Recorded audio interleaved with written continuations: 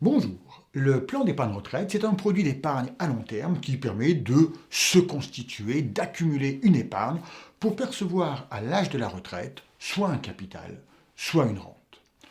Le plan d'épargne retraite individuel est alimenté principalement par des versements volontaires qui sont déductibles des revenus imposables de l'année dans la limite d'un plafond global pour chaque membre du foyer fiscal. Observons d'ailleurs que les personnes non salariées, qui sont des artisans, commerçants, professions libérales, peuvent également bénéficier d'un plafond supplémentaire.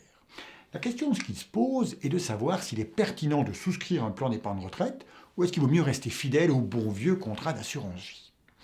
Alors, si les primes versées sur un PER sont globalement déductibles, notez que celles versées sur un contrat d'assurance vie ne le sont pas. Alors, par exemple, si une personne qui a imposé au taux marginal de 30% à l'impôt sur le revenu peut investir un flux de 10 000 euros d'épargne sur un plan, eh bien, elle ne peut placer que 7 000 sur un contrat d'assurance vie après imposition 30% des 10 000. En conséquence, on voit bien que sur une longue période, on accumule beaucoup plus d'épargne avec un plan d'épargne retraite qu'avec un contrat d'assurance vie, et c'est ce que montre notre schéma. En conséquence, en cas de décès prématuré, le capital qui sera perçu par vos bénéficiaires est plus important dans le PER qu'en assurance vie. En outre, au moment de la retraite, le capital accumulé est imposable, d'accord, mais il peut être retiré en plusieurs fois.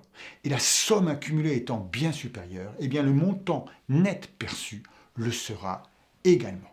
Conclusion, ouvrez des PER, c'est bien.